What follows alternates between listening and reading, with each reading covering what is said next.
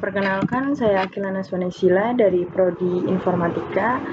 Nah, di sini saya akan mempresentasikan proposal penelitian dengan judul Optimasi, Akurasi, dan Efisiensi Model UNET untuk segmentasi lesi hati pada citra ultrasonografi melalui integrasi pra-pemrosesan Celahe dan arsitektur depth-wise convolution.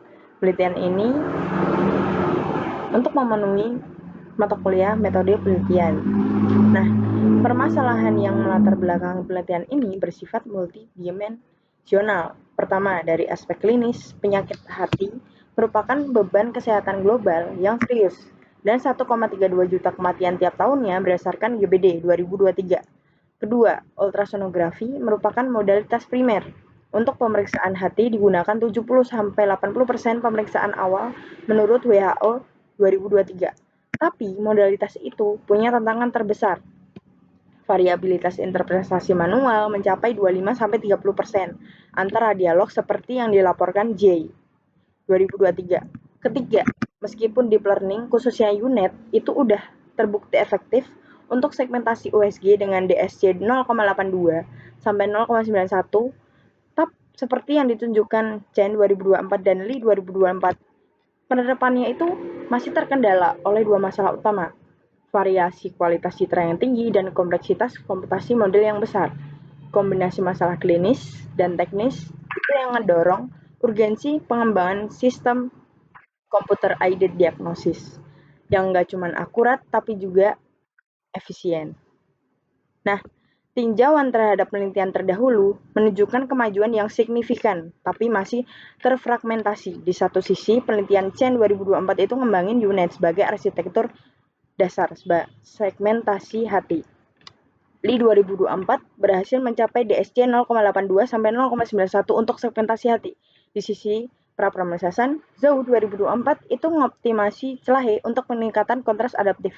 Sementara Wang 2024 itu ngebuktiin efektivitas NLM filter dalam reduksi noise tanpa kehilangan detail. Untuk efisiensi, Zhang 2024 itu nunjukin kalau depth-wise convolution dapat mengurangi kompleksitas komputasi secara signifikan. Tapi, research gap yang kritis diidentifikasi oleh Li 2024, integrasi holistik antara optimasi pra-pemrosesan dan efisiensi arsitektur itu masih menjadi tantangan utama.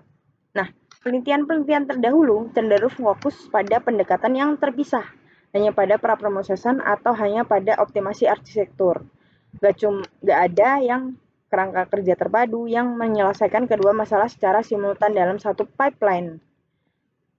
Nah, celah itulah menjadi justifikasi utama penelitian saya. Nah, berdasarkan latar belakang dan identifikasi riset gap, di sini merumuskan permasalahan penelitian dalam bentuk mind map yang menunjukkan hubungan hierarkis antara masalah utama dan turunannya. Masalah intinya itu belum optimal performa segmentasi lesi hati pada citra USG. Nah, mind map ini memberikan gambaran visual yang jelas tentang kompleksitas permasalahan yang akan diatasi dalam penelitian ini. Kerangka penelitian yang saya susun secara sistematis menghubungkan komponen masalah, pertanyaan penelitian, hipotesis, dan tujuan, dimulai dari komponen masalah, terdiri dari kualitas citra rendah, kompleksitas komputasi tinggi, dan kesenjangan integrasi. Pertanyaan penelitian bagaimana merancang kerangka kerja terintegrasi yang memadukan pra-pemrosesan adaptif dan arsitektur UNET termodifikasi. Dari pertanyaan utama muncul 3 pertanyaan spesifik tentang efektivitas Celahe mix NLM, dampak depth-wise convolution, dan performa sistem terintegrasi. Nah, untuk menjawab pertanyaan-pertanyaan tersebut, di sini diajukan hipotesis integrasi Celahe dan NLM dengan UNET termodifikasi akan menghasilkan kinerja yang lebih unggul dalam akurasi dan efisiensi. Nah, itu dijabarkan menjadi 4 hipotesis spesifik yang terukur. Itu mengarah ke tujuan penelitian. Nah, untuk memastikan penelitian fokus pada feasible, saya menetapkan batasan dan ruang lingkup yang jelas. Di sini, variabel independen yang dimanipulasi adalah kombinasi teknik pra-pemrosesan Celahe dan NLM filter. variabel dependent yang diukur mencakup dua aspek, akurasi segmentasi melalui DSC sama IAU, dan efisiensi komputasi melalui jumlah parameter, flops, dan waktu referensi. Ruang lingkup penelitian dibatasi pada citra USGHT yang dua dimensi karena paling luas digunakan, dataset publik yang tersedia mungkin terbatas, serta implementasi dan pengujian pada hardware GPU. Nah, manfaat penelitian ini tuh diharapkan memberikan manfaat 3 lapis. Manfaat teoritis memberikan kontribusi terhadap pengembangan arsitektur neural network yang efisien melalui device convolution. Metode praproses USG yang teroptimasi serta kerangka kerja yang terpadu dapat menjadi referensi penelitian lanjutan. Nah, manfaat praktisnya menghasilkan alat bantu diagnosis yang cost efektif, mengurangi variabilitas interpretasi 25-30% yang ada saat ini. Nah, menyediakan juga template untuk optimasi trade-off akurasi efisiensi yang dapat diadaptasi untuk organ lain seperti ginjal, serta untuk modalitas pencitraan berbeda, seperti CT atau MRI.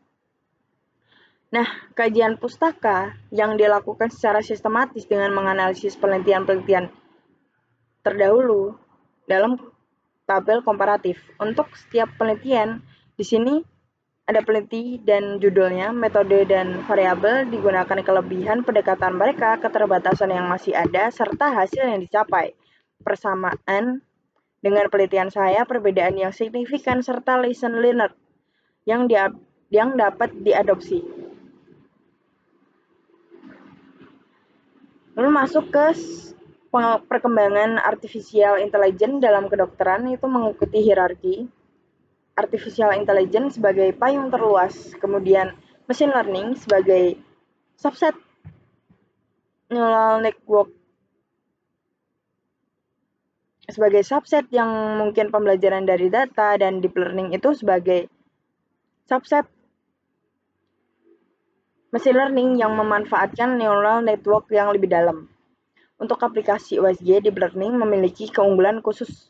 Yang pertama itu robust terhadap noise dan artefak melekat pada citra USG.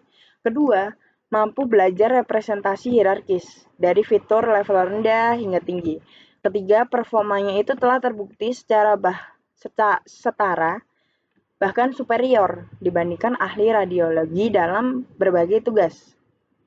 Landasan teoritis inilah jadi dasar justifikasi penggunaan deep learning dalam penelitian ini.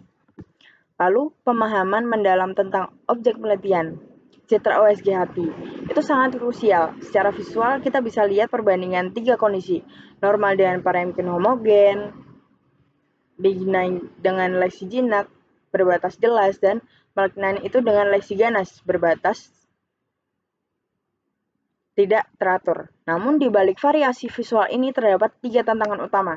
Pertama, speckle noise yang bersifat multiplikatif, berbeda dengan noise pada modalitas lain. Kedua, kontras rendah pada lesi isochoic yang sulit dibedakan dari jaringan sekitarnya. Ketiga, variabilitas antar operator yang tinggi dalam akuisisi citra. Nah, tantangan ini yang harus diatasi oleh sistem yang saya kembangkan. Lalu masuk untuk mengatasi tantangan kualitas citra. Di sini mengimplementasikan 2 teknik pemrosesan yang melengkapi SLAHE, yang berfungsi meningkatkan kontras lokal dengan membatasi amplifikasi noise berdasarkan optimasi Zhou 2022. Parameter optimal untuk USGHT adalah chip limit 2,5 dan delay size 8x8. Implementasi ini sudah terbukti meningkatkan DSC hingga 12% pada model dasar. Nah, lalu NLM berfungsi mereduksi speckle noise dengan mencari kesamaan patch di seluruh citra, bukan cuma neighborhood lokal. Keunggulan utamanya itu preservasi tepi yang terbaik, 0,82 dibandingkan 0,262 pada filter Gaussian. Nah, studi dari Wang 2024 itu nunjukin dampaknya yang signifikan. Peningkatan DSC dari 0,72 menjadi 0,81. Nah, kedua itu tuh menjadi implementasi secara berurutan. NLM terlebih dahulu untuk denoising, kemudian baru celahi untuk kontras enhancement.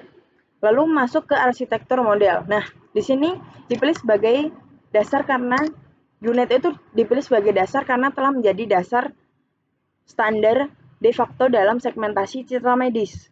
Arsitektur itu menggunakan encoder decoder dengan skip connection yang mungkin preservasi informasi spasial resolusi tinggi.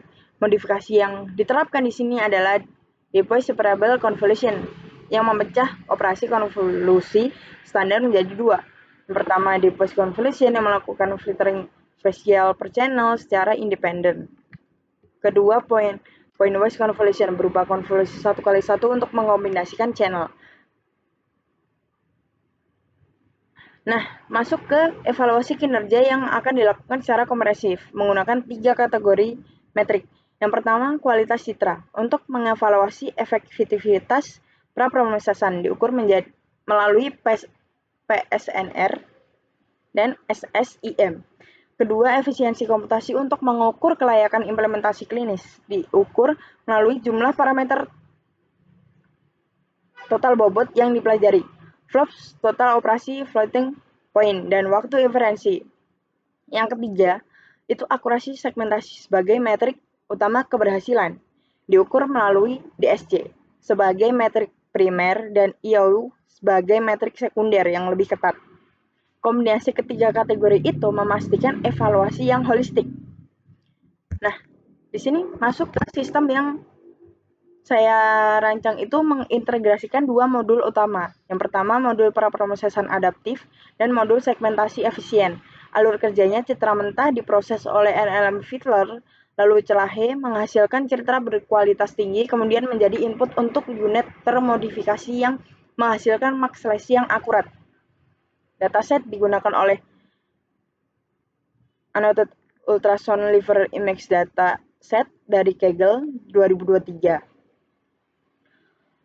Lalu, untuk validasi, saya menggunakan Stratified 5 Fold Cross Validation yang membagi data menjadi 5 subset dengan menjaga proporsi kelas. Nah, desain eksperimen yang disusun di sini sistematis dalam 6 kelompok untuk mengisolasi kontribusi masing-masing komponen. Nah, perbandingan unit standar dengan yang termodifikasi itu nunjukin perbedaan kritis. Unit yang termodifikasi konvolusi di encoder diganti dengan Depois separable convolution, sementara decoder dari skip connection itu tetap menggunakan konvolusi yang standar. Strategi hybrid ini menyeimbangkan efisiensi dan akurasi.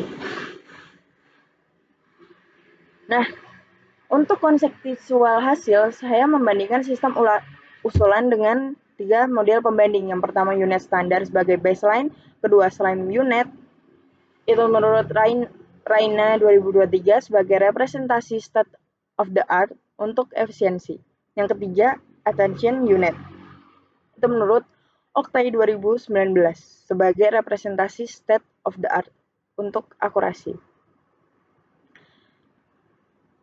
Nah, meliputi pengukuran metrik akurasi dan efisiensi membuktikan signifikansi statistik perbaikan kinerja. Akan digunakan uji Wilcoxon Signet Rank Test dengan tingkat signifikasi 0,05. Nah, uji ini dipilih karena distribusi skor DSC belum tentu normal dan ukuran sampel per volt relatif kecil. Analisis itu akan dilengkapi dengan efek size dan confidence interval untuk memberikan gambaran yang komprehensif. Saya Akila, saya pamit. Itu saja bab 1 sampai bab 3 saya. Terima kasih.